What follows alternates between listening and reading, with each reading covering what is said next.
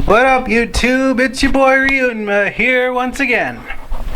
In light of my top 10 Galar Pokemon video that I made last month, I suddenly got it into my head to come up with a sort of bottom 10 video to go alongside it. Gen 8 may have only given us 81 new Pokemon to deal with, but it was actually somehow harder to come up with a bottom 10 than it was a top 10. Most of these designs are just okay, or possibly not bad enough to warrant a placing on this list. But there were some that fell flat due to poor design, low stats, shallow move pool, what have you, and I felt that in the interest of balance, I couldn't very well celebrate the good without also shaming the bad.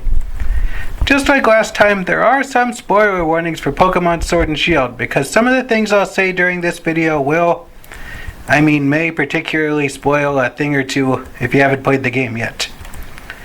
I'm trying my hardest to avoid spoiling these 3 or 4 month old games for all of you, but sometimes you can only explain some things with the proper context.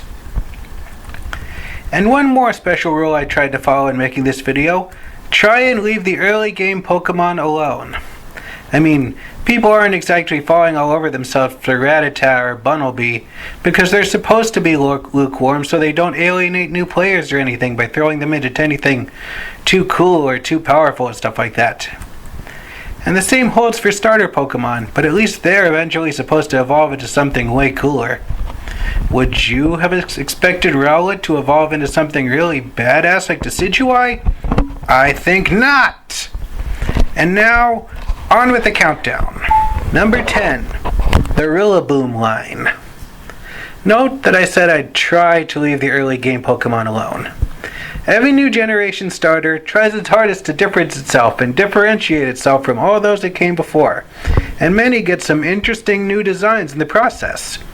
Scorbunny can grow into Cinderace as a nod to the European obsession with Major League Soccer.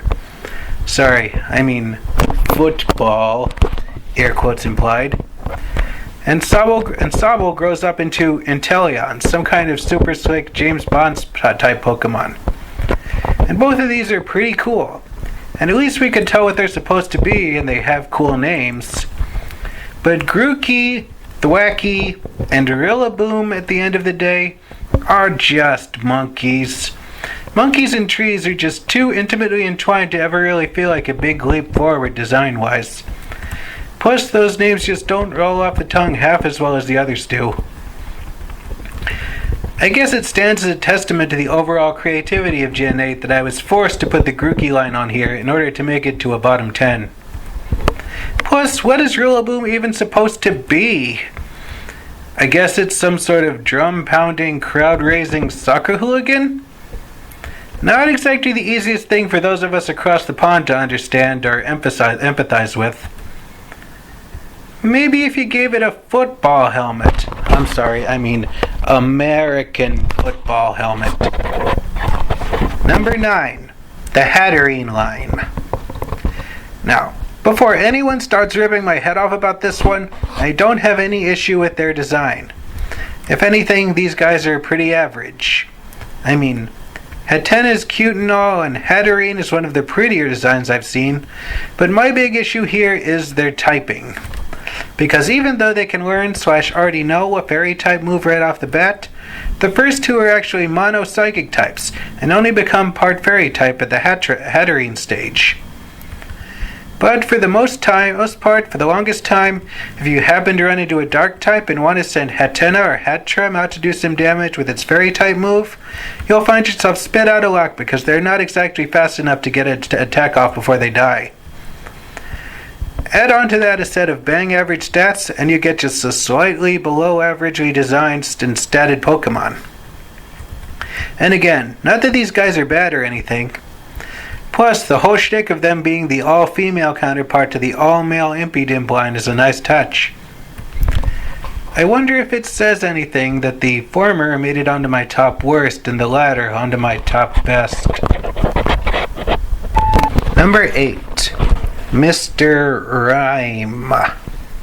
Mr. Mime has always been one of the weirdest designs and concepts in Pokemon.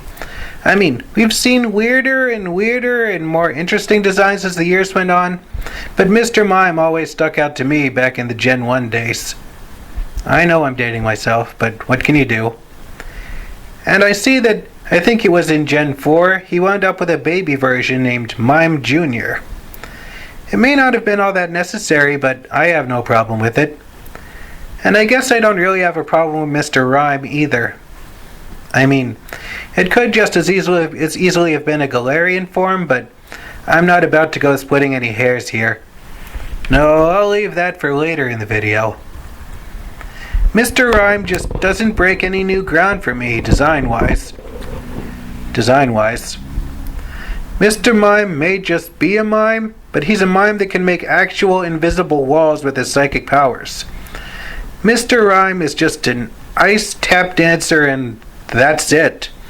No special abilities come with its change to part ice type. At least, not in terms of lore or design. It gains great in stats and move pool, plus Ice Psychic just means your opponent has to think harder on how exactly best to defeat it. Actually, this Pokemon only really suffers in terms of wasted design. How exactly to fix it, I don't know. Figure I'll leave that question to the experts. Maybe ice pebbles on the soles of its shoes can tap against the ground or something. Number 7. Berserker. I didn't bother catching an Alolan Meowth last gen. I was a little too busy catching the array of actually new Pokemon. But I hear that people didn't much care for the Alolan Persian it wound up evolving into. That's fine by me. I'm not really much for regional variants myself. It's like, why not just make an entirely new Pokemon? But Meowth wound up getting another new regional form in Gen 8 by making it a Steel type and evolving it not into Persian, but into an entirely new Pokemon called Berserker. So I guess that's a step in the right direction. But Berserker is a Steel type Pokemon that, some crazy how, ends up learning fewer Steel type moves than you can count on all your fingers. And even then, half of those are weeny little status effect moves like Metal Sound, and not anything that it can do any actual damage. I don't have time to waste on lowering stats. My only concern is pounding the crap out of guys that I'm strong against. To me, his stat moves are just filler that sit there until we learn something that's actually cool and useful. In the end, the only Steel-type damaging moves that Berserker learns are Metal Claw and Iron Head, and that's it. I think maybe Gyro Ball, but I'm not holding my breath on that. But I have to clarify something here. I didn't catch a Galarian Meowth on my first run through of the game.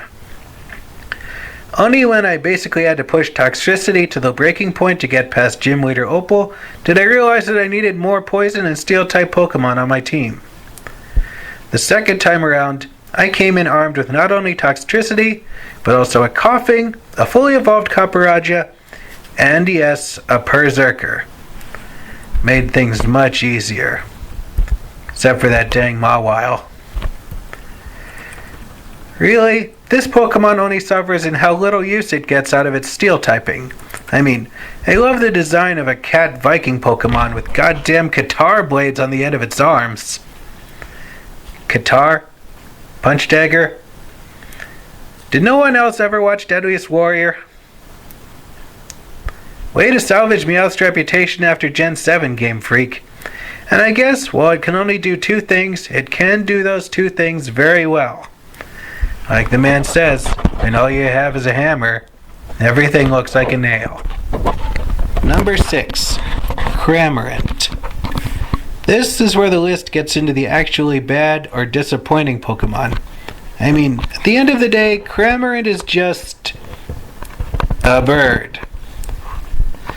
Now, to be fair, a good number of the Pokemon on this list are, at least, okay as a concept. Few of them were based solely on one single joke or anything. But this, however, cannot be said for Cramorant. This bird's whole shtick is how, sometimes when he uses a move like Dive or Surf, it can fly back up onto land with a live Pokemon in its mouth that it can fire off as a counterattack. Most of the time it seems to be an Arrokuda, I think, but sometimes it comes up with a Pikachu that can paralyze the opponent on impact. Guess we know where Surf and Pikachu went. But this Pokemon's stats are just average, and all it really has is that one joke. And it isn't even a funny one. You know what? I declare this Pokemon to be the Lickitung of Generation 8. The one saving grace for Cramorant is that, unlike the very similar Wingull Pelipper line, Cramorant is a mono water type and not a water flying, so at least it's not doubly weak against electric Pokemon. Good thing too, otherwise that Pikachu it swallowed would roast it from the inside out. God, that got dark all of a sudden. Sorry, everyone. Jeez. Number 5. Indeedee. If cartoons and anime have taught us anything, it's that butlers and maids can actually be pretty badass. Just ask Sebastian, Mahoro, Alfred, Maid-sama, freaking Woodhouse, or the entire Hanaukyo maid team. Heck, there's even an obscure little RPG out there about role-playing as maids and butlers. But applying this concept to a Pokemon is nowhere near as cool. Say hello to Indeedee, the alternate universe butler/maid counterpart to the nurse-based Chansey from Gen 1, with just a touch of Gen 5 Audino. I say butler/maid because this Pokemon tries to differentiate itself from other similar ones by taking advantage of its male and female forms. The males are butlers, and the females are maids. This would be cool in theory, but in practice, there isn't much of any real difference between the two, stat-wise. And does anyone else think it's creepy that people can use this Pokemon to babysit their kids? I mean, what if they're business people types who are never home and some kid grows up imprinting on an Indeedee as their mother or something? But to be fair, this Pokemon does have a pretty decent set of TMs and TRs it can learn moves from. I guess that's to make up for how shallow its move pool is that it gets from leveling up. And its stats range, I'd say, somewhere in the average to good range. And if nothing else, this can act as a pretty big bag of XP you can get from beating it. Much like Audino, in fact. I have stated before in my previous video how much I dislike single-stage non-evolution Pokemon, and Indeedee ranks right up there with some of the more forgettable ones. I think I'd call on you to draw me a bath or tune my pianoforte before I called you into battle for me. We'll keep your resume on file. Number 4. Morpeko. Another thing that has continued on and on since Gen 1 was the Pikachu clone phenomenon. And we have had some good and unique iterations like Pachirisu and Emolga, and even some new dual-type incarnations in Togedemaru and Mimikyu just one generation ago. Then we have Morpeko. Apparently it's based on how ferocious some European hamsters can get when their food is threatened, but hamsters don't actually change type, if they had types. Back and forth like it's a goddamn tennis match. Hunger Switch is a dumb and kinda confusing ability that I think works like King's Shield or Toxapex's Baneful Bunker. With it, every turn, no matter what you do, Morpeko will switch between electric and dark type. Which, I'll admit, is a typing combination we've never seen before, but gimmicks can only take you so far if your stats and your move pool suck. Hamsters aren't interesting. They can be cute as hell, they could even make for some adorable and iconic anime characters, but as Pikachu clones, they just fall kinda flat. Kinda makes me want Hamtaro back, to be honest. Number 3. Galarian Stunfisk. I'm sure I'm not alone in not exactly loving Stunfisk. I mean, look at this thing. It's like something out of a meme. Like, you could take any picture of Stunfisk's face and put it next to a caption and it would look legit. It didn't deserve a Galarian form, long story short. It didn't even deserve to make it out of Gen 5. Not with those flimsy-ass stats. Which I suppose makes sense for a flounder, but come on.